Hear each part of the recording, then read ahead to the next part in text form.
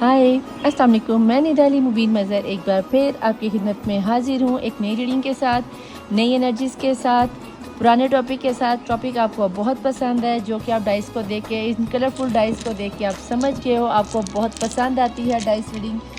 मुझे व्हाट्सएप पे और मेरे इंस्टाग्राम पे मैसेज करते कि निदा आपी डाइस रीडिंग लेकर आए, ले भाई आ गई डाइस रीडिंग। मुझे पता है आपको ये बहुत पसंद है, बहुत ज़्यादा आप लोगों के साथ रेजोनेट होती है, तो मुझे भी बेसिकली बहुत पसंद। बाकी आपके लिए कैंडल वैक्स रीडिंग जल्दी आने वाली है। अब वो कब आने वाली मैं आपको जल्दी बता दूंगी। मैं जस्ट कैंडल्स का मैंने मंगवाई है इंडिया से, मैं जस्ट कैंडल का इंतज़ार कर रही हूँ। जैसे ही मेरे पास डिलीवर हो जाएंगी तो मैं उसके बाद आपके लिए वीक में 2 बार कैंडल वैक्स रीडिंग ज़रूर लेके आया करूँगी। जिस तरह आपको डाइस रीडिंग पसंद है, इसी तरह आपको कैंडल वैक्स रीडिंग भी पसंद आएगी इंशाल्लाह, क्योंकि मुझे पता है मेरी डिवाइन फैमिली मेरे साथ बहुत अच्छे तरीके से कनेक्ट होती है और बहुत अच्छे मुझे मैसेजेस भेजती है और मुझे अपनी दुआओं में याद रखती है। ठीक है जी, तो लेट्स स्टार्ट रीडिंग की तरफ जाते हैं। आज का मैं आपको टॉपिक बता दूं कि आज का टॉपिक रहने वाला है कि आपके पर्सन की करंट सिचुएशन क्या रहने वाली है, वो क्या वो क्या सोच रहे हैं, वो क्या करेंगे, क्या नहीं करेंगे, उनका पास्ट, उनका प्रेजेंट और क्या फ्यूचर में वो कोई एक्शन लेंगे, जो कि सिर्फ पॉसिबिलिटीज़ होंगी। मैं ये नहीं कह रही कि कुन फ़यकून जो मैं कह दूँगी वही हो जाएगा, ऐसा कुछ नहीं होगा। टैरो कार्ड मैं करूं, कोई भी टैरो रीडर करे, जस्ट पॉसिबिलिटीज़ बताई जाती हैं और जस्ट पॉसिबिलिटीज़ के बेस पर आप अपनी लाइफ का कोई भी फैसला मत लिया कीजिए जब तक कि आप अपनी पर्सनल रीडिंग ना करवा लिया करें। ठीक है जी, ये थी अहम बात जो मुझे मेरे इंस्टाग्राम पे कहा गया कि हम ये कर लें वो कर लें। तो ये जर्नल रीडिंग होती है, कलेक्टिव होती है, टाइमलेस होती है, सभी किस्म के पर्सन के लिए होती है। ये मैं इसलिए हर रीडिंग पे रोज़ाना डेली की बेस पे आपको बताती हूँ कि कभी ये सोच के ना रीडिंग देखा करें कि सारी रीडिंग हमारे साथ ही रेजोनेट होगी। मैं भी कभी आपके साथ सारी की सारी रीडिंग रेजोनेट हो जाती है और कभी नहीं होती, क्योंकि यहाँ पे आप में से कोई भी पर्सन मेरे सामने नहीं है। एंजल्स को जो मैसेजेस मिल रहे होते हैं हम उसी को आपके सामने डिकोड करते हैं। ठीक है, तो अगर आपने किसी चीज़ का, अपनी लाइफ का फैसला लेना है, किसी पर्सन के बारे में लेके फैसला लेना है, तो पहले आप काइंडली अपनी पर्सनल रीडिंग लाजमी करवाया कीजिए। ठीक है, और पर्सनल हीलिंग के लिए अपना नेम, अपने पर्सन का नेम या जो भी आपका प्रॉब्लम है नीचे कमेंट बॉक्स में लिख दिया कीजिए, ताकि 41 डेज़ के अंदर अंदर आपकी हीलिंग हो जाए। ठीक है, तो चलते हैं। अगर ये थी वो सारी बातें जो मैंने आपको बताई। अब चलते हैं रीडिंग की जानिब। और रीडिंग को स्टार्ट करने से पहले आपको बता दूं कि अगर आप मेरी आईडी पर फर्स्ट टाइम आ रहे हो, मेरे चैनल पर डिवाइन फैमिली में फर्स्ट टाइम आ रहे हो, तो लाइक, सब्सक्राइब और शेयर लाजमी कीजिएगा। रीडिंग के एंड तक बने रहा कीजिए। और मैं यहाँ पे मांगने जा रही हूँ दुआ, और जो रेगुलर देखने वाले उन्हें पता है कि उन्होंने दुआ में शामिल होकर आमीन लिखना, चाहे आप मुस्लिम हैं या नॉन मुस्लिम हैं। मुस्लिम है तो 3 दफ़ा दुरूद शरीफ पढ़ लीजिए, अगर नॉन मुस्लिम है तो अपने रिलीजन के मुताबिक कोई भी पॉजिटिव रिचुअल अदा करके दुआ में शामिल हो जाए। अगर आप दुआ में नहीं शामिल होना चाहते देन आप 10 से 12 मिनट की रीडिंग को आगे स्किप कर दीजिए और डायरेक्ट आप रीडिंग पे जाकर डाइस रीडिंग को अपने साथ कंटिन्यू कर सकते हैं। तो लेट्स स्टार्ट। बिस्मिल्लाहिर्रहमानिर्रहीम। ए अल्लाह, ए यकता, ए यगाना, ए मौजूदा, है बहुत ज़्यादा सही है, फैलाने वाले है, करम करने वाले, बहुत ज़्यादा देने वाले, बहुत ज़्यादा बख्शिश वाले, बहुत ज़्यादा बेपर्दा, बहुत ज़्यादा बेअब, बहुत ज़्यादा इंसाफ करने, बहुत ज़्यादा रहमान, बहुत ज़्यादा रहीम, यारूह राहिमीन, यारूह राहिमीन, यारूह राहिमीन। तुझे तेरे रहमान और रहीम होने का वास्ता थी, अगर हमें अपनी तरफ से ऐसी खुशबू ताकर जो तेरी तरफ से दी हुई हर चीज़ को हम पर बेपर्दा कर दे और हर हराम चीज़ को हम पर से बेपर्दा कर दे। अगर कामयाबी चाहते हो जान लो कामयाबी आ चुकी है, बेशक हमने आपको खुली हुई कामयाबी, ताकि जिंदा को मुर्दा और मुर्दा को जिंदा करने पे कादिर, बाहर को खिज़ां, खिज़ां को बाहर पे बदलने पे कादिर, सूरज को मशरिक से मगरिब और मगरिब से मशरिक पे निकालने और गुरूब करने पे कादिर, दिन को रात और रात को दिन में बदलने पे कादिर। ए मेरे खालिक मालिक, जिस ज़राए से तूने अपने कलाम कुरान पाक की हिफाजत फरमाई, इस तरह हमारी हिफाजत फरमा दे। जिस तरह तूने अपने रसूलों की मदद फरमाई, इस तरह हमारी मदद है। जिस तरह तूने मेरे बाप हज़रत आदम अलैहिस्सलाम की खताओं को माफ़ फरमा के अम्मा हवा से मिलवा दिया और 1,24,000 पैगम्बरों का बाप बना दिया, हमारे बाप बना दिया। मेरे ख्याल में हमारे गुनाह कबीरा सगीरा माफ़ किया, हमें अपना पसंदीदा बंदों में शामिल फरमा ले, हमें अपनी बंदगी में शामिल करवा लिया। मेरे खालिक में हमारी मार्फत में इजाफा फरमा दे, हमारी रूहानियत में इजाफा फरमा दिया। मेरे खालिक मालिक, जिस तरह तूने हज़रत इब्राहीम अलैहिस्सलाम को आतिश नमरूद से बचाया, मौला हमें आतिश हसद से, आतिश दज्जाल से, आतिश जहन्नुम से, आतिश कब्र से बचा लिया। मेरे खालिक मालिक, जिस तरह तूने हज़रत इस्माईल अलैहि को ज़िबा अज़ीम से नवाजा, सादत नसीब है, मौला हमें शहादत हुसैनी की सादत नसीब फरमा, हमें रूहानी मार्फत में सादत नसीब फरमा, हमें हमारे दीन पर चलने की तौफीक अता फरमाए मेरे खालिक मालिक। जिस तरह आपने हज़रत यूनुस को मछली के पेट में ज़िंदा रखा और उनकी मदद में मौला गैबी वसीलों से हमें भी अपनी मदद फरमा दे, हमें रूहानी इल्म में इजाफ़ा फरमा दे, बातिनी इल्म में इजाफ़ा फरमा दे, हमारे कल्ब को नूर मुनव्वर और रोशन फरमा दे, मोहम्मद आले मोहम्मद की मोहब्बत और उनसियत हमारे दिलों में बढ़ा दिया मेरे खालिक मालिक। जिस तरह तूने हज़रत यूसुफ़ अलैहिस्सलाम को अंधेरे कुएँ से निकाल के मिस्र की शहंशाह बादशाह हुक्मरानी अता फरमा दी और जुलेखा के शैतानी 7 दरवाज़ों को बंद दरवाज़ों को अपनी रहमत से खोला मौला। इसी तरह हम पे भी अपनी रहमत के दरवाज़े खोल दे मौला, हमें भी अंधेरों के खौफ के डर के झूठी दलदलों से खौफ के जाली दौर के वसवसों से शैतानी शर से बचाकर अपनी रूहानियत की मार्फत के दर्जात पर बुलंद दर्जे पर फाइज कर दे, हमारे ईमान को कामिल बना दे मेरे खालिक मौला, हमें बिल्कुल वैसा बना दे कि जैसा तू देखना चाहता है मौला। हमें हमारे मोहम्मद आले मोहम्मद रसूलों पर अमल करने की तौफीक अता फरमाए, पैरोकार बनने की तौफीक अता फरमाए, असल बंदगी करने की तौफीक अता फरमाए मेरे खालिक मलिक। जिस तरह आपने बीबी मरियम अलैहिस्सलाम की गैबी वसीले से हमारी मदद है, जिस तरह आपने हज़रत नूह अलैहिस्सलाम को सफ़ीना नजात अता फरमाई मौला, हमें भी सफ़ीना फ़ातिमा और सफ़ीना हुसैनी अता फरमा दिया मेरे खालिक व मालिक। तू रहमान है, तू रहीम है। जिस तरह तूने हज़रत मूसा अलैहिस्सलाम की गुनाहगार उम्मत पर मनो सलवा उतारा मौला, हम पर भी मनो सलवा की बरसात कर दे, हमें हक हलाल का रिज़्क़ कमाने की तौफीक अता फरमा, हमें एक दूसरे के साथ मोहब्बत और इत्तेफाक से चलने की तौफीक अता फरमा मौला, हमें किसी का हक मारना भुला दे मौला। ये हम लोग जितने दूसरों को हक मारते हैं, दूसरों को तकलीफ़ देते हैं, परेशान करते हैं, ये चीज़ें हमारे दिलों दिमाग से ख़त्म फरमा दिया मेरे खालिक में। जिस तरह तूने हज़रत मूसा अलैहिस्सलाम की उम्मत पर समंदर में 12 रास्ते खुले, 12 इमाम 14 मासूमीन के तवस्सुल से हमारी ज़िंदगी की हर मुश्किल परेशानी दुख दर्द तकलीफ़ों को खौफ को डर को परेशानी को शैतानियत को ख़त्म फरमा के अपनी रहमतों के 12 दरवाजे वसीले हम पर खोल दे। बेशक तू अर्हम राहिमीन, तुझे वास्ता है हम मोहम्मद मुस्तफ़ा सल्लल्लाहु अलैहि वसल्लम की गुनाहगार उम्मत है मौला, अपने मोहम्मद मुस्तफ़ा सल्लल्लाहु अलैहि वसल्लम के पहले दीदार पहली मुस्कुराहट पहले आंसू के सदक़े में मौला हमारी मदद फरमा दे मौला। तुझे वास्ता है हर उस अपाक हस्ती का ने तेरे लिए अपने आप को कुर्बान फरमाया मौला। 12 इमाम 14 मासूम का करबला से शाम जाने वाली बीबियों के तकलीफ़ों का तुझे वास्ता है। बीबी रुबाब की जुड़ी हुई झोली का आवाज़ फातिमा तो ज़रा सलाम अलैहा के शिकस्ता पहलू के सदक़े में तहज्जुद में खड़े होकर पैरों में आने वाली सूजन के सदक़े में मांगी जाने वाली दुआओं के सदक़े में गाजी अब्बास की कटवे बाजुओं के सदक़े में हर बेऔलाद को साहिब औलाद कर दे। बीबी रुबाब की उजड़ी हुई झोली का वास्ता देती हूँ हर बेऔलाद माँ को साहिब औलाद के जिन्हें बेटों की ख्वाहिशों ने अली असगर के जलते हुए झूले के सदक़े में अली असगर के गुलाम अता कर दे, जिन्हें बेटियों की ख्वाहिश हसरत है मौला उन्हें बाली सकीना की कनी से अता दे, हर बच्चे को हर तलीमी मैदान में कामयाबी कामरानी अता फरमा दे। जो लोग स्टडी के सिलसिले में एजुकेशन के सिलसिले में मौला एग्ज़ाम दे रहे हैं या जिनके रिज़ल्ट आने वाले उन्हें अच्छे नंबरों से कामयाबी कामरानी अता फरमा दे। जो इमिग्रेशन के सिलसिले में किसी रिज़ल्ट का इंतज़ार कर रहे उन्हें कामयाबी कामरानी अता फरमा दे। जो किसी बाहर के मुल्क में जाना चाहते हैं सीरान शाम के सदक़े में उनके लिए आसानियाँ पैदा कर दे। जो लोग मकरूज़ है मौला उनका कर्ज़ गायब से अदा कर दे मौला।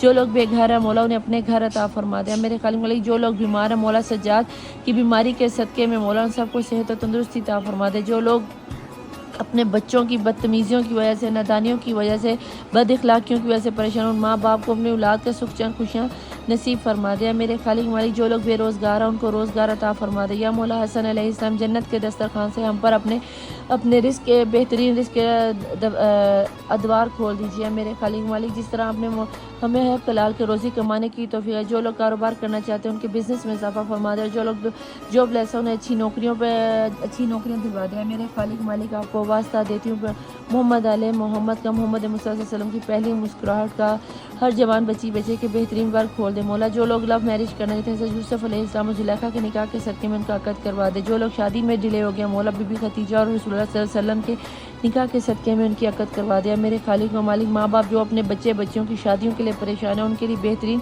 वर मिला दे। बेशक आप सबसे बेहतरीन वर मिलाने पर कादिर है मेरे खालिक में, बेहतरीन जोड़े बनाने पर कादिर है मेरे खालिक में। जिसके दिल में जो जायज़ हाजत है उसकी कबूलियत की मोहर लगे। जो लोग अपने बच्चों से दूर हैं उनको अपने वालिदैन से मिलाए। जो परदेश में अपने वालिदैन से दूर अपनी बीवी बच्चों से दूर उनको परदेशियों को उनकी अपनी खास हिफाजत में सिराने शाम के सदक़े में उनकी हिफाजत में। जो लोग कैद में है कैदो बंद में है चाहे जेलों में बंद है बेजुर्म सीन है चाहे बॉर्डर्स पर किसी वजह से फंसे हुए मौला उन सब की गैबी वसीले से मदद फरमा दे मेरे खालिक। मेरे मुल्क पाकिस्तान की हिफाजत फरमा दे मेरे खालिक। मेरे मुल्क पाकिस्तान की फ़ौज पाक अफवाज आर्मी की हिफाजत फरमा दे मेरे खालिक। मुल्क फ़लस्तीन के मुसलमानों की गैबी वसीले से मदद फरमा ठीक उसी तरह मदद फरमा जैसे आपने खाना काबा को बचाने के लिए बाबील को भेजा था। इसी तरह मौला मस्जिद अक्सा को बचाने के लिए अपने गायबी वसीलों से मदद भेज दो। मेरे खालिक व मालिक मैं तुझे हज़र न जान के 1,24,000 पैगम्बरों को अगवा कर अपने हर जिंदा मुर्दा दोस्त दुश्मन को माफ़ करती हूँ। मेरे खालिक, इसलिए नहीं कि मैं बोल सकी, सिर्फ तेरी रज़ा को पाने के लिए कि क़यामत के दिन अगर तूने मुझसे पूछा कि तूने मेरे बंदों को माफ़ किया था तो मौला बेशक तू अपने वादों का सच्चा है। मौला मुझे तुझसे डर नहीं लगता, मुझे तेरी नाराज़गी से डर लगता है, मुझे कब्र से डर नहीं लगता, मुझे कब्र के अंधेरों से डर लगता है, मुझे बरज़ख से डर नहीं लगता, मुझे बरज़ख की सख्तियों से डर लगता है, मुझे रोज़े क़यामत से डर नहीं लगता, मुझे महशर के दिन रुस्वा 1,24,000 पैगम्बर और उनकी उम्मतों के सामने रुस्वा होने से डर लगता है। मेरे खालिक मालिक, जिस तरह तूने दुनिया में मेरे गुनाहों को छुपा कर मेरी इज्जत बनाए हुए और मेरी लाज रखी हुई, मौला क़यामत वाले दिन तुझे तेरी मोहम्मद की मुस्कुराहट का आवाज़ है, पहले दीदार की कसम है, फातिमा तुज़ारा के शिकस्ता पहलू का वास्ता है। क़यामत के दिन हमें रुस्वा होने से बचा लेना, हमें मुझे पुलिस रात से डरने, पुलिस रात में गिरने से डरते, मुझे फातिमा तुज़ारा सलामुल्लाह अलैहा की कनीज़ी अता फरमा, मुझे मेरे हर मुसलमान बच्ची को पर्दा करने की तौफीक अता फरमा दिया। मेरे मौला आपको वास्ता है 12 इमाम 14 मासूमीन का, मेरे वक्त के इमाम साहिब रसूल ज़मान का ज़हूर जल्द से जल्द हो जाए। ए मेरे खालिक मालिक, मैंने जो मांगा वो भी अता कर और जो मैं नहीं मांग सकी वो भी अता कर। जिसने मेरे ज़िम्मे अपने अरीज़े लगाए मौला वो सारे अरीज़े मैंने तहज्जुद की नमाज़ के साथ इस दुआ में भी आपके सामने रखे, इनको अपनी बारगाह में कबूल व मंजूर फरमा। जो हमारे हक़ में बेहतर है वो भी अता कर और जो हमारे हक़ में बेहतर है उसे बेहतरीन तर करके अता कर दे कि तू हर चीज़ पर कादिर और मुतलक है। ए मेरे खालिक मालिक, मेरी दुआओं पर आमीन सुम आमीन की मोहर लगा कर, ऐसी कबूलियत की मोहर लगा कि मेरी कोई दुआ रद्द ना हो। मेरे खालिक, तुझे वास्ता फातिमा तुज़ारा की तहज्जुद में मांगी जाने वाली दुआओं के सिले में मौला दुआए ज़हरा के सदक़े में मेरी दुआ पे कबूलियत की मोहर लगा, आमीन सुम आमीन। Welcome to my channel the tarot world. Nida Ali Mubeen Mazhar, देखती आंखों सुनते कानों आप सबको मैं निदा अली मुबीन मज़हर का ढेर सारा प्यार, ढेर सारा सलाम, ढेर सारा नमस्ते और सत श्री अकाल। I love you each one of you, उन सब लोगों के लिए जो पहले दिन से लेके अब तक मेरे साथ बने हुए हैं और मेरी रीडिंग को लाइक करते हो, सब्सक्राइब करते हो, मैसेजेस करते हो और आगे लोगों को भी बता के हमारी इस डिवाइन फैमिली को, छोटी सी फैमिली को बड़ा बहुत ज़्यादा बड़ा कर रहे हो। टॉपिक आपको बता चुकी हूँ कि डाइस रीडिंग से हम आपके पर्सन के पास्ट, प्रेजेंट और होने वाली पॉसिबिलिटीज़ में वो क्या एक्शन लेने वाले हैं, जो नज़र आया मैं आपको बताऊँगी। ठीक है जी, तो चलते हैं रीडिंग की जानिब, ज़्यादा टाइम ना लेते हुए लेट्स स्टार्ट रीडिंग की जानिब। मैं यहाँ से थोड़े से डेक उठा लूँ और थोड़ी सी स्पेस बना लूँ और रीडिंग को स्टार्ट करने से पहले एज़ यूजुअल आप लोग पॉजिटिव एनर्जीज़ में आ चुके होंगे, दुआ सुनकर आमीन लिख चुके होंगे। तो देखते हैं कि यूनिवर्स में आपके पर्सन क्या मैसेजेस भेज रहे हैं, उनकी क्या एनर्जीज आने वाली हैं। देन उसके बाद मैं देखूंगी कि डाइस हमें क्या बताते हैं। ठीक है जी, और जब भी ये रीडिंग आपकी नज़र के सामने से गुजरेगी डेफिनेटली तब का आपका इसके ऊपर मैसेज है। ठीक है जी, प्लीज़ ज्वाइन प्लीज़ एंजल मुझे यहाँ बताएं कि मेरे देखने वाले व्यूअर्स जिनकी नज़र के सामने से इस वक्त ये रीडिंग गुजर रही है, उनके पर्सन इस वक्त किस एनर्जीज़ में है।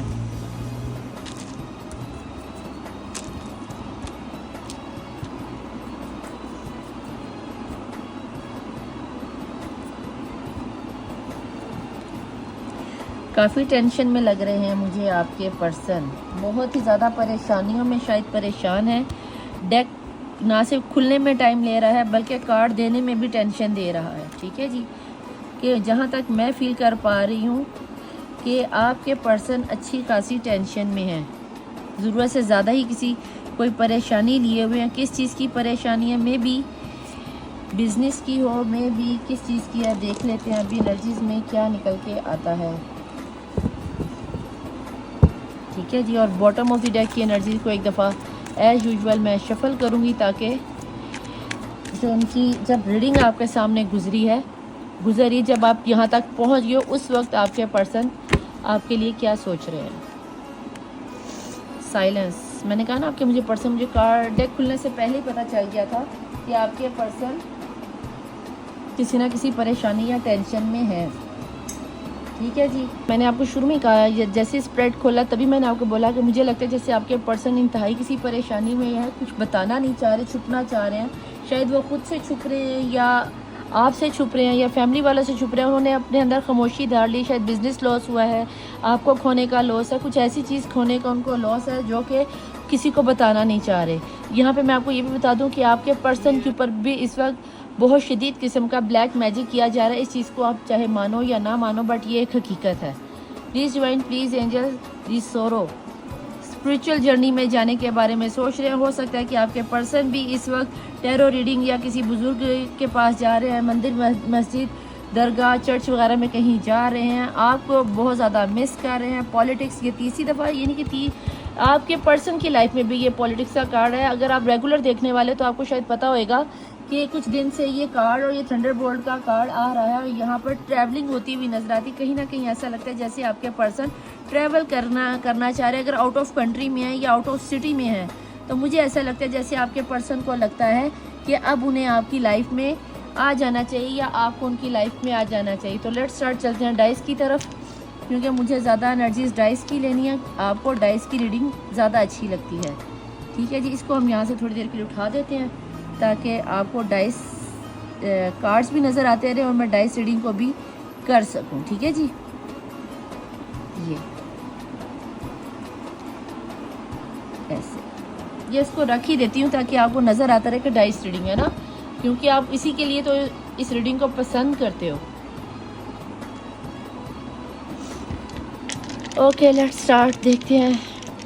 प्लीज़ डिवाइन, प्लीज़ एंजल, इस वक्त जो भी रीडिंग पर मौजूद है और जिसका ध्यान इस वक्त रीडिंग में है, मैं ये जानना चाहती हूँ कि उनके जहन में चलने वाले पर्सन ऑन योर माइंड, जो भी पर्सनी, सास, बहू, नंद, भाभी, दरानी, जेठानी, जो भी आप लोगों के जहन में, उनके दिलो दिमाग में आपको लेकर क्या चल रहा है, या उनकी अपनी लाइफ में पिछले पास्ट में या पिछले नियर फ्यूचर में, प्रेजेंट में, सॉरी पिछले पास्ट में,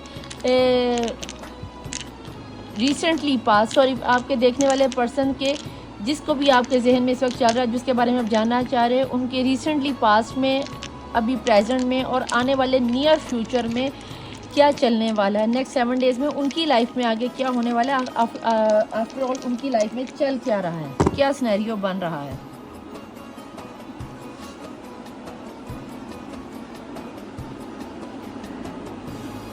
वो एक इंडिया का गाना है, दिल को 1000 बार रोका रोका रोका, दिल है हवाओं का झोंका झोंका झोंका, दिल को संभालो इसको बचा लो, धोखा है प्यार प्यार है धोखा, कुछ इस तरह का ये गाना है। मलका शेरावत का ये गाना है। गाना लिरिक्स मेरे जहन में नहीं आ रहे, लेकिन गाना एकदम चैनलाइज्ड हुआ है, तो हो सकता है ये आपके पर्सन की, जिस भी पर्सन को आप मैनिफेस्ट कर रहे हो, ये उनकी एनर्जी हो। मुझे यहाँ पे थर्ड पार्टी सिचुएशन की करतूतें बहुत ज़्यादा नज़र आती है। ऐसा लगता है कि आपके पर्सन बहुत ज़्यादा डिसहार्ड हुए, कहीं ना कहीं उन्हें फाइनेंस में बहुत ज़्यादा लॉस होता हुआ नज़र आता है। कहीं ना कहीं या तो उनके पैसे घूमे हैं, या उनके घर में अल्लाह ना करे कोई चोरी हुई है, या बिज़नेस में कोई घाटा पड़ा है, या फिर जॉबलेस हो गया। कुछ इस तरह का सिनेरियो डेफिनेटली बनता हुआ नज़र आता है, जिसकी वजह से मुझे आपके पर्सन हॉस्पिटलाइज होते हुए नज़र आते हैं। मुझे आपके पर्सन के घर में कोई ना कोई बंदा हॉस्पिटल में आता जाता हुआ नज़र आता है, चाहे फिर वो कोई बच्चा है या उनके माँ बाप हैं। इन दो एनर्जीज में से कोई एक एनर्जी डेफिनेटली यहाँ पे नज़र आती है। और यहाँ पे मुझे ऐसा भी लग रहा है जैसे कि आपके पर्सन या तो पेट लवर है, या तो उनके पेट में या तो वो किसी कुत्ते, उन्होंने कोई कुत्ता डॉगी पाल रखा है, पपी पाल रखा है, या फिर कोई पैरेट पाल रखा है, चाहे वो बोलने वाला है या कॉकटेल है या कोई भी मकाओ तोता, इस तरह का कोई महंगे वाला एक्सपेंसिव पेट है उनकी लाइफ में, या फिर वो मर गया है, या कुछ इस तरह का सिनेरियो बना है, जिसकी वजह से मुझे आपके पर्सन इस वक्त बहुत ज़्यादा डिसहार्ड होते हुए नज़र आते हैं। मुझे ऐसा लगता है जैसे आपके पर्सन अपनी ये बात किसी को बताना नहीं चाहते, कहीं ना कहीं परेशान हो रहे हैं। जहाँ तक मैं देखूँ तो पिछले कुछ दिनों में आपके जो पर्सन हैं या पर्सनी, ये जो कोई भी हैं, इन्हें ऐसा लगता है कि ये खुद को संभाल नहीं पाएंगे। ये ना तो आपसे कोई बात शेयर कर रहे हैं और ना ही ये कोई बात अपनी फैमिली वालों से, दोस्तों में। दोस्तों मुझे आपके पर्सन के कोई ख़ास बेस्ट फ्रेंड नज़र नहीं आते। ये बंदा अकेली ज़ात में रहना पसंद कर रहा है। जब से ये चिड़चिड़ापन इनकी लाइफ में है, ये तब से आपके साथ टावर मूवमेंट में है। टावर मूवमेंट जैसे ही आप दोनों एक दूसरे से अलग हुए, तब आपके पर्सन को पता चला है कि नहीं यार, तेरे बिना मेरी ज़िंदगी नहीं है, क्योंकि आप अपने पर्सन को कहीं ना कहीं मुझे रूहानी तौर पर गाइड करते हुए नज़र आते हो। यहाँ पर मुझे आपके पर्सन आपकी तरफ आते हुए नज़र आते हैं, लेकिन मैं आपको ये बता दूं कि वो आएंगे नहीं, क्योंकि ये सिर्फ वो सोच रहे हैं कि पास्ट में उनकी लाइफ आपके साथ कितनी बेस्ट थी, कितनी अबंडेंस थी, कितनी खुशियाँ थी। लेकिन अब उनकी लाइफ में ना तो वो अबंडेंस है, ना वो खुशियाँ हैं, ना वो बहारें हैं, कुछ भी नहीं है। बल्कि मुझे जहाँ तक नज़र आता है वो पास्ट की एनर्जी में इतने गुम हुए पड़े हैं कि उन्हें ना तो अपने प्रेजेंट का पता है, और जिसे प्रेजेंट का नहीं पता वो फ्यूचर के बारे में क्या ही फैसला लेने वाला है। आपको लग रहा है कि निदा अभी ऐसा कुछ नहीं होने वाला, तो भाई ये तो आप अपने दिलो दिमाग और दुनिया से निकाल ही दो कि आपके पर्सन इस तरह का किसी भी किस्म का कोई डिसीजन नहीं लेंगे। मुझे ऐसा लगता है कि जैसे आपके पर्सन ने ये चीज़ तो कंफर्म तौर पर साबित कर दी है कि वो इस चीज़ के बारे में अपना घर टूटने के बारे में या आपके साथ घर बनाने के बारे में सोच रहे हैं। अगर आपको एक चीज़ दिखाऊं तो यहाँ पे जो छोटे डाइस हैं 1-4 का कॉम्बिनेशन तीनों डायरेक्शन में ही आ रहा है। कहीं ना कहीं मुझे यहाँ पे ऐसा लगता है जैसे कि आपके पर्सन के सामने बहुत ज़्यादा प्रपोजल रखे गए हैं या रखे जा रहे हैं, जिसमें आपके पर्सन को ये बताया जा रहा है कि भैया इस बंदी या बंदे को भूल जा, तुम्हारी लाइफ में जो हम बंदी बंदा लेके आ रहे हैं ये बहुत ही अमीर है, ये बहुत ही अच्छा है, ये तुम्हें बहुत प्यार करेगा, ये बहुत मोहब्बत करेगा, ये बहुत एहसास करने वाली है, घर को लेके चलने वाली या चलने वाला है, इसके ये अपने साथ जहेज़ में पैसे लेके आएगी या ये जो प्रपोजल है ये तुम्हें बाहर ले जाएगा। इस तरह का कोई सिनेरियो बनता हुआ नज़र आ रहा है। लेकिन कहीं ना कहीं इतनी ज़बरदस्त पॉलिटिक्स आपके पर्सन के साथ खेली जा रही है, उनके दिमाग के साथ खेला जा रहा है। आपके पर्सन को अच्छे खासे झटके दिए जा रहे हैं कि उन्हें ये कहा जा रहा है कि भाई अगर तुमने हमारी बात ना मानी तो जदाद से आग, अगर तुमने हमारी बात ना मानी तो हम तुम्हें अपनी औलाद से आग कर देंगे, अगर तुमने हमारी बात ना मानी तो अगर मैरिड है, अगर आपके पर्सन मैरिड हैं तो याद रखना कि आपकी उनकी बीवी या उनके शोहर उन्हें अच्छे खासे तरीके से ब्लैकमेल कर रहे हैं बच्चों को लेके। मैं तुम्हें बच्चे से नहीं मिलाऊंगा, मैं तुम्हें बच्ची नहीं दूंगी, मैं ये कर दूंगी, मैं वो कर दूंगी, मैं खुद मर जाऊंगी, मैं तेरे बच्चों को भी मार दूंगी। इस तरह की कुछ धमकियाँ टाइप चीज़ें दी जा रही हैं, जिसकी वजह से आपके पर्सन मेंटली तौर पर डिस्टर्ब भी हैं और रूहानी तौर पर बहुत ज़्यादा परेशान है। जहाँ इसीलिए शायद उनका ये एनर्जीज बनती हुई नज़र आ रही थी कि वो खामोश हो गए हैं, कि वो ना आपके सामने सच्चे हो पा रहे हो ना घर वालों के सामने सच्चे हो पा रहे हैं। कहीं ना कहीं मुझे ऐसा लगता है जैसे आपके पर्सन ने अगर कोई लाइफ का जुआ लगाया था, ठीक है। अब आप कहोगे लाइफ का जुआ क्या होता है, तो भाई ये लाइफ का एक ऐसा डिसीजन होता है कि जिसमें बंदा फूल की एनर्जी में आपको अगर बताऊं तो बंदा बिना सोचे समझे जंप मार देता है कि मेरे साथ आखिर होने वाला क्या है। देखा बिठी, ये मेरी बिठी जान का शोर है। तो आपके पर्सन की एनर्जीज मुझे यहाँ पे कुछ इस तरह लगती है कि जैसे आपके पर्सन बहुत ज़्यादा डबल माइंडेड है, कंफ्यूज है। वो अपनी लाइफ में खुशियाँ और ज़िंदगी तो चाहते हैं, लेकिन अफसोस के साथ कहना पड़ता है कि आपके पर्सन को कहीं ना कहीं बाहर निकलने का रास्ता मिल ही नहीं रहा। और अगर नहीं मिल रहा तो यहाँ पे ना रास्ता मिल रहा है और ना ही उनको ये रास्ता दिया जा रहा है। कहीं ना कहीं मुझे ऐसा लगता है कि आपके पर्सन ने बहुत बार कोशिश की है नए नए वे पे जाकर अपना कारोबार सेट करने के लिए, आपसे दूर होने के लिए उन्होंने बहुत से रिलेशन बनाए हैं, या फिर ये एनर्जी वाइस वर्सा निकल के आ सके। यहाँ पे मुझे ट्विन फ्लेम और सोलमेट की एनर्जी बहुत स्ट्रांगली फील हो रही है। ऐसे लग रहा है जैसे कोई बंदा हाथों में हाथ डाल के कहीं अंधेरे में बैठना चाह रहा है और आपके कंधे पे या गोद में सर रख के रो के आपको सारी बातें बताना चाहता है कि मेरे साथ ये हो गया, ये हो गया, ये हो गया, मेरा कोई कसूर नहीं था, तुम तो कम से कम इस पर भरोसा कर लो। लेकिन कहीं ना कहीं मुझे ऐसा लगता है कि जैसे इनका दिया हुआ धोखा जो ये देना नहीं चाह रहे थे, मगर इनको वो धोखा देना पड़ गया और उसका पछतावा इनको इतना ज़्यादा है कि वो जब आपके सामने क्लैरिफाई भी करते हैं ना या करने की कोशिश करते हैं, देन आप उस चीज़ पे ट्रस्ट कर ही नहीं पाते कि यार ये बंदी पे भरोसा नहीं करना। और मैं यहाँ पे ये कहना चाहूँगी कि आप बेशक अपने इस बंदी या बंदे पे भरोसा ना करो, लेकिन एक दफ़ा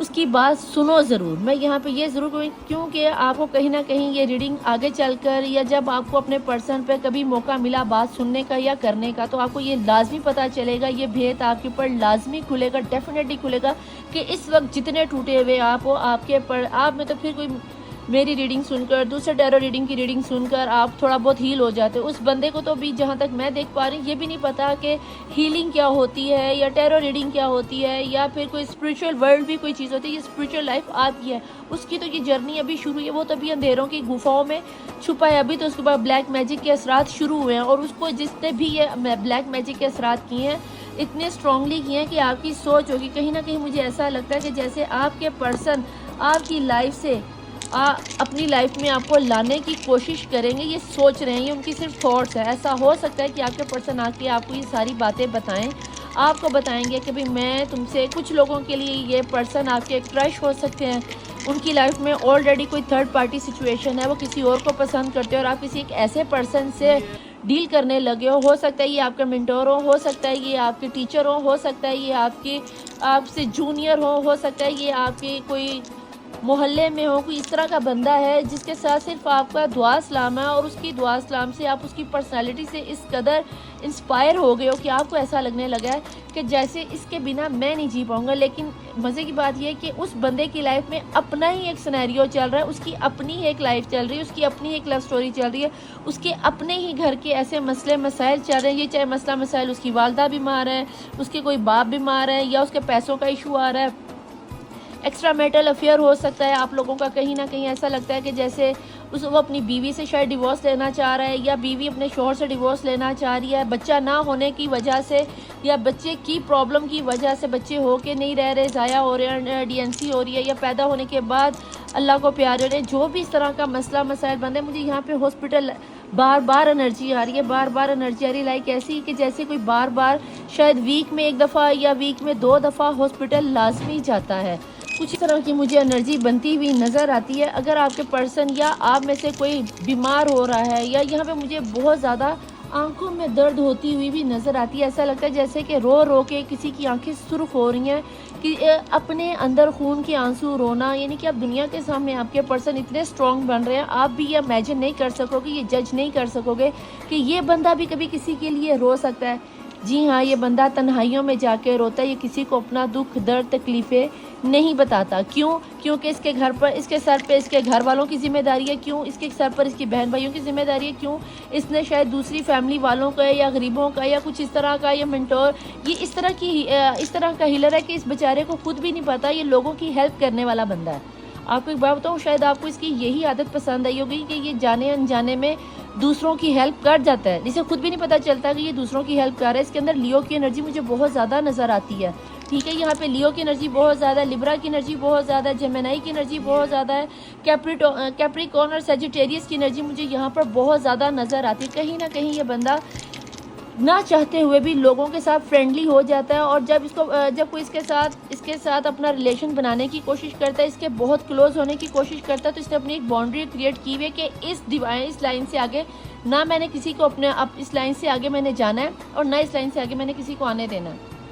अब वो लाइन इसका निकाह भी हो सकता है, वो लाइफ लाइन या वो बाउंड्री लाइन इसके घर वालों की हो सकती है, वो समाज की लाइन हो सकती है, वो आउट ऑफ कंट्री हो सकता है कि भाई आउट ऑफ कंट्री में ये चैटिंग वगैरह करते होंगे, गूगल पे मिले हुए या इंटरनेट पे मिला हुआ मुझे ये आपके साथ रिश्ता लगता है। जैसे पहले दोस्ती हुई, बातचीत हुई, उसके बाद लाइकिंग शुरू हुई, फिर पसंद आना शुरू हुए, और उसके बाद कहीं ना कहीं मुझे ऐसा लगता है जैसे कि आपके पर्सन आपको अपनी लाइफ में देखना तो चाहते हैं, यानी कि एज आ फ्रेंड देखना चाहते हैं। अगर आप ये कहो कि आपके पर्सन आपको अपनी हस्बैंड या वाइफ के तौर पे देखते हैं, तो ऐसा नहीं, ये आपका ख्वाब है। उन्हें लगता है कि अगर इस तरह का कोई सिनेरियो चलता है तो डेफिनेटली उनके घर वाले इस शादी को एक्सेप्ट नहीं करेंगे, और कहीं ना कहीं आपके पर्सन को ये भी लगता है कि अगर आपके ऊपर उनका सच रिवील होता है तो डेफिनेटली थर्ड पार्टी सिचुएशन आपको ये ज़रूर बताएगी कि भाई वो भी कोई चीज़ है, तुम क्या चीज़ हो। तो ये चीज़ कोई भी सिनेरियो बनाने से पहले एक दफ़ा ये ज़रूर सोच लेना कि जो भी ये आपकी पर्सनी या पर्सन है, इसके पास पावर बहुत ज़्यादा है, इसके घर वालों के पास पावर बहुत ज़्यादा है, ये नहत्ता है, इसके पास ये किस्म का, आपको बताऊं तो ये एक बेचारा किस्म का मूवमेंट है। ये इस तरह है कि ये आपको लग रहा है कि ये फ्री बर्ड है, आपको लग रहा है ये फ्री बर्ड है, इसके पास पर है, इसके पास खुला आसमान है, पैसा है, या पैसा अगर नहीं भी है तो ये मेहनती इंसान है, ये दूसरों को धोखा नहीं देगा। भाई वो खुद धोखा खाया हुआ बंदा है, वो दूसरों के ऊपर क्या ही ट्रस्ट करेगा।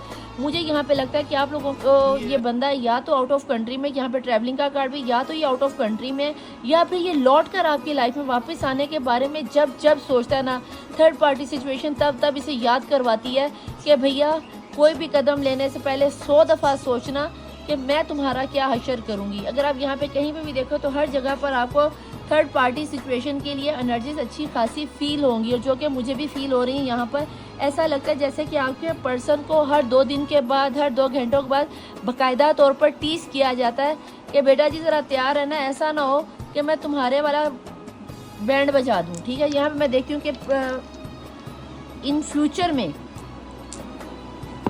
में आपके पर्सन का कोई अगर एक्शन आता हुआ नज़र आता है तो मैं देखती थी, लेकिन यहाँ पे सच बताऊँ तो मुझे आपके पर्सन की लाइफ में आता हुआ फ्यूचर अभी फ़िलहाल नज़र नहीं आता। मुझे आपके पर्सन या तो अपने लॉस में गुम हुए नज़र आते हैं, या फिर अपने फैमिली में ये जो इनके हॉस्पिटल के चक्कर लग रहे हैं ना, मुझे नहीं पता ये किसकी एनर्जी आ रही, लेकिन बहुत स्ट्रॉन्ग है कि ये एनर्जी या तो आपके पर्सन ही बीमार है, वो आपको बता नहीं पा रहे, मे भी वो हार्ट पेशेंट है, मे भी उनको अल्लाह ना करे कोई ऐसी बीमारी है कि जो कि वो आपको या किसी को बताना नहीं चाहते, ये चीज़ वो सबसे छुपा रहे हैं। हो सकता है कि मैं बोलना ही नहीं चाहती, बस बहुत ही नेगेटिव एनर्जी समझ लो।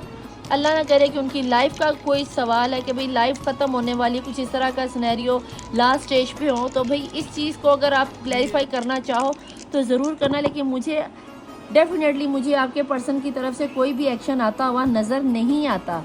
खुशियों की ज़रूरत उन्हें बहुत ज़्यादा है, लेकिन कहीं ना कहीं मुझे ऐसा लगता है जैसे आपके पर्सन चाहते हैं कि आप उनको मैनिफेस्ट करना छोड़ दो, आप भी उनको छोड़ दो और उनको इस चीज़ की पूरी आज़ादी दी जाए।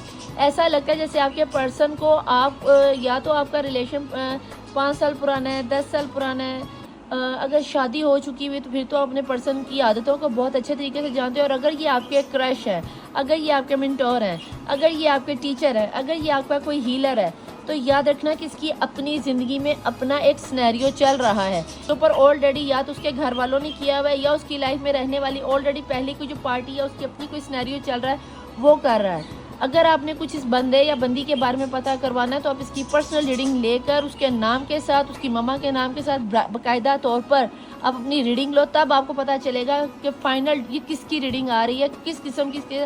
उसकी दोस्ती को, उसके प्यारे अखलाक को देखकर इम्प्रेस तो आप हो रहे हैं, लेकिन कम से कम उसकी लाइफ में चलने वाली प्रॉब्लम्स को कम से कम आप समझो। यहाँ पर मैं एंजल से पता करना चाहूँगी कि एंजल्स को क्या नज़र आता है। जो चीज़ डाइस से मुझे नज़र आ रही है, आपको क्या लगता है एंजल्स मुझे बताएं। मेरे देखने वाले व्यूअर्स की एनर्जी में जो भी ये उनके पर्सन है, मुझे तो ऐसा लगता है कि जैसे ये पर्सन अब फ्यूचर में किसी भी किस्म का कोई एक्शन लेने वाले नहीं है। यहाँ पर अगर मैं आपको डेट्स बताऊँ तो मुझे 1 की एनर्जी, 3 की एनर्जी, 11 की एनर्जी, 12 की एनर्जी, 7 की एनर्जी, 9 की एनर्जी, 22 की एनर्जी, 27 की एनर्जी, 19 की एनर्जी, 18 की एनर्जी, 12 की एनर्जी, 4 की एनर्जी बहुत ज़्यादा हाईली तौर पर नज़र आती है। 18 की एनर्जी यहाँ बहुत ज़्यादा है, 27 की एनर्जी यहाँ पर बहुत ज़्यादा है। ठीक है जी। और अगर यहाँ पर स्टार बताऊँ तो यहाँ पर मुझे एक्वेरियस का स्टार, टॉरस का स्टार, जेमिनी का स्टार, लिब्रा का स्टार, एक्वेरियस बहुत ज़्यादा स्ट्रॉन्ग है। इसके अलावा मुझे यहाँ पर अब कैंसर और पाइसिस की एनर्जी बहुत ज़्यादा नज़र आती है। लिब्रा वालों ज़रा आप भी अपने कान खोलो, हो सकता है या तो ये आपका स्टार है या फिर ये आपके पर्सन का स्टार है। अगर यहाँ पर इस तरह की कोई एनर्जी है, ये स्टार साइंस आपके हैं, तो याद रखना कि डेफिनेटली ये रीडिंग आप लोगों के लिए बहुत वर्क करने वाली है। आने वाले 15 डेज़ में तो ये रीडिंग आपके साथ मैं डेफिनेटली रेजोनेट होगी। देख लेना कि किस तरह आप लोग इसको कैरी अप करते हो, कैसे इसको अपने साथ करते हो। क्लेम लाजमी करना, क्योंकि ये जिस किसी की भी रीडिंग है, मुझे आपके पर्सन के घर के हालात, उसके मेंटली हालात, उसका अपने अराउंड का जो भी सिनेरियो है वो मुझे बहुत ही ज़्यादा ख़राब नज़र आता है। मुझे ऐसा लगता है जैसे आपके पर्सन के दिमाग को ही कंट्रोल किया जा रहा है, उसको वो दिमाग से ही फारिग हुआ, वो लौट कर अगर आपके पास ट्रैवलिंग के थ्रू आना भी चाह रहा है तो उसको आने नहीं दिया जा रहा। तो इस चीज़ को ज़रा आप लोग समझ लो। अगर आप यहाँ तक पहुँच ही गए हो तो इसका मतलब है कि डिवाइन एंजल्स आपको आपके पर्सन के बारे में कुछ बताना चाह रहे हैं। प्लीज़ एंजल्स मुझे यहाँ बताएं कि मेरे देखने वाले व्यूअर्स की एनर्जीज़ में ऐसे में इन्हें क्या करना चाहिए। ठीक है जी। इफ़ यू बिलीव, देख लो एंजल्स भी कह रहे हैं अगर आप बिलीव करोगे तो डेफिनेटली आपके पर्सन के साथ ये सब हो रहा है। लेकिन जहाँ तक मुझे लगता है आप अपने प्यार में, आप अपने शक व शुबाहत में इस कदर गुम हुए पड़े हो कि आपको इस चीज़ का समझ में नहीं आ रहा, आप अपने पर्सन पर ट्रस्ट ही नहीं कर पा रहे कि भाई इस तरह का भी कोई सिनेरियो चल सकता है।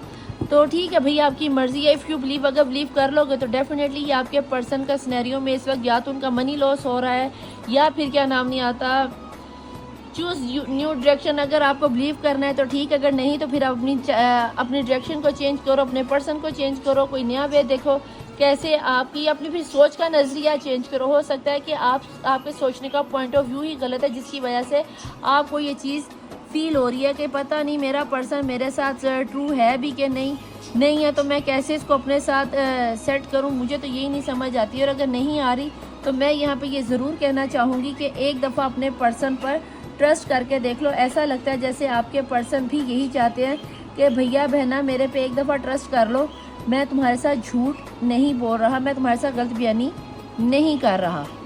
और अगर बेचारा नहीं कर रहा तो आप लोग भी बेचारा उस पर ट्रस्ट कर ही लो। ये जगह मैं सिर्फ इसलिए बना रही हूँ कि मैं यहाँ पे ये कार्ड लगा सकूँ। ठीक है जी। प्लीज़ डिवाइन, प्लीज़ एंजल्स मुझे यहाँ बताएं कि इसके अलावा आपको क्या लगता है कि मेरे देखने वाले व्यूअर्स के पर्सन की एनर्जीज क्या हैं और इन्हें क्या करना चाहिए। Listen your intuition if you believe, सोचो नए तरीके से, अपने अंदर की आवाज़ सुनो कि आपके अंदर की आवाज़ क्या कहती है। अगर आपको लगता है कि आपकी अंदर की आवाज़ कि ये रीडिंग आपके पर्सन के साथ रेजोनेट हो रही है या आपके साथ रेजोनेट हो रही है, तो मैं यहाँ पे ये ज़रूर कहना चाहूँगी कि फिर आपको इस चीज़ पे बिलीव करना चाहिए, क्लेम करना चाहिए, और ख़ास करके यहाँ तक पहुँच गए तो पर्सनल रीडिंग लाजमी लेना, उसके बाद ही कोई एक्शन लेना, उसके बाद ही अपने पर्सन को गंदा मंदा चूड़ा शूड़ा जो भी कहना होगा कहना। लेकिन यहाँ पर मुझे ऐसा लगता है जैसे आपके person note the right time. अभी मैंने आपको पहले भी कहा था कि इस तरह का भी कोई एक्शन ना लेना अगर आप कोई एक्शन लेना चाह रहे हो तो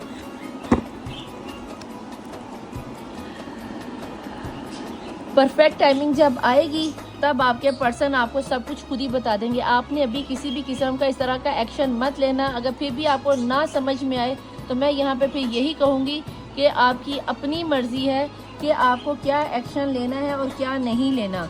अगर आप एक्शन ले लेते हो तो वेल एंड गुड, और अगर नहीं लेना चाहते तो भी भाई आपकी अपनी ही मर्ज़ी है। मैं यहाँ पर क्या ही कह सकती हूँ, इसको मैं यहाँ रख देती हूँ, ठीक है, ताकि आपको ये भी नज़र आता रही है।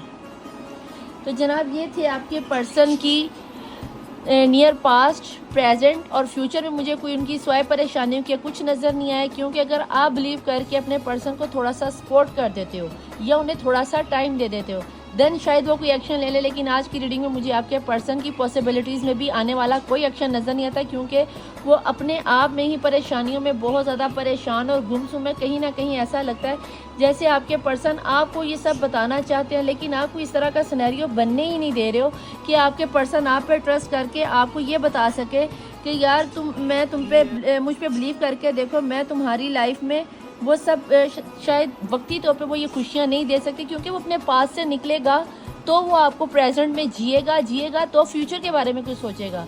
जो मेंटली तौर पर डिस्टर्ब है, जो फिज़िकली तौर पर डिस्टर्ब है, जो समझ लो कि पैसों के मामले में परेशानी है, मनी प्रॉब्लम्स आ रही हैं, जॉब प्रॉब्लम्स आ रही हैं, बिजनेस प्रॉब्लम्स आ रही हैं, या दोस्तों का कोई इशू हो रहा है, तो अपने इस पर्सन को या पर्सनी को उसकी परेशानी को समझने की कोशिश करो। अगर मैरिड है तो डेफिनेटली या तो उनके बच्चों का कोई मसला है या फिर उनके साथ अपने साथ ऐसा कोई मसला है कि मुझे यहाँ पे हॉस्पिटल की वाइब्स शुरू से लेकर अब तक बहुत स्ट्रांगली फील हो रही हैं। तो इस चीज़ के बारे में ज़रा सोच लेना कि ये चीज़ क्यों आ रही है, ठीक है जी।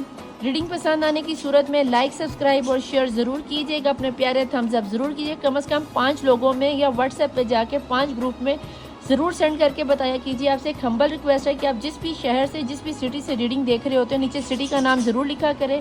और ख़ास करके वो लोग जिन्होंने मेरे से पर्सनल रीडिंग लिया, अपना एक्सपीरियंस ज़रूर शेयर किया कीजिए कि आपको मुझसे रीडिंग लेने के बाद कैसा एक्सपीरियंस हुआ और आपको क्या रिज़ल्ट आए, ठीक है। ये थी मेरी एक छोटी सी हम्बल रिक्वेस्ट। मैं मिलूंगी आपसे नेक्स्ट रीडिंग में। टिल देन अल्लाह हाफिज़, मौला वारिस, बाय।